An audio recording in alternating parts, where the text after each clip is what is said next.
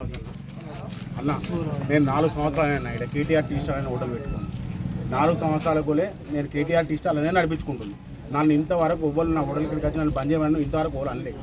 ఈ ఓలో కొత్తగా సార్ వచ్చిండట. ఆ సార్ వచ్చి బాగుంది చూసానికి వచ్చింది. పోయేటప్పుడు మంచిగా పోయాడు.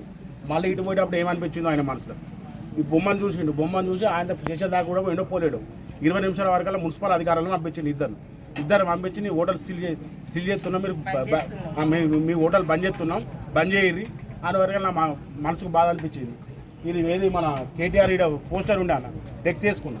ఆ ఫ్లెక్స్ తీసేసిన ఏది మన అది కనబడకుండా అట్టేసిన ఏది నా మనసుకు బాధ అనిపించేసి అప్పటికే హోటల్ పంచుకుని పీకిన ఇంటికి.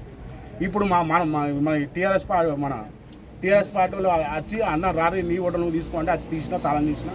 నేను నేను ఇంతవరకు అయితే ఓళ్ళకి ఏ అన్యాయం చేయలే. నాకు ఇట్లా ఎందుకు చేస్తున్నారు ఏమో అర్థమవుతలేదు. మొత్తం ఆగమాగం చేస్తున్నారు. నేను ముందే హార్ట్ పేషెంట్. నాకేమైనా అయితే మాత్రం వీళ్ళే బాధ్యు. నాకు పుట్ట రోగాలని ఏదో ఉన్నాడు దున్నపోతులు ఉన్నాయి కానీ నాకు అన్ని రోగాలే పాడాయి. నాకేమైనా అయితే మాత్రం ఈ కమిషనర్కు ఈ కలెక్టర్కి ఎదురవుతుంది నా పిల్లల కోసం. మరీ ఇంత అన్యాయం అన్న. కేటీఆర్ అని పేరు పెట్టుకుంటే వాళ్ళకి ఏం అవస్థ అవుతుందన్న? మీరు పెట్టుకోరు, మిమ్మల్ని అర్థం అంటున్నా. నా కేటీఆర్ అన్న నా అన్న ఎప్పటికే పెట్టుకున్నా ఫోటో.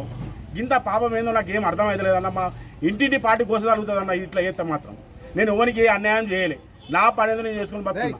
నాకు రోజు మేము మబ్బుల 3 గంటలకు వస్తామన్నా. మేము ఇద్దరం భార్య భర్తలు. మబ్బుల 3 గంటలకు అయితే 9 గంటల వరకు మా 9 లాస్ట్ 10 దాకా నడుతుంది. ఎవడు రాడు 10 దాకానే నడుస్తుంది. దీనికి నేను లైసెన్స్ తీసుకోనట, అది తీసుకోనట, ఇది తీసుకోనట. అవేవో నేనే నడిపించుకుంటా. నాకు అవి ఓడిస్తారో తెలియదు, ఎడిస్తారో తెలియదు. అవేవో ఆ చిచ్చిపోరి 100 200 ఇది ఇస్తా. అంతగా ఎక్కువ అయితే నాతోడు కాదు.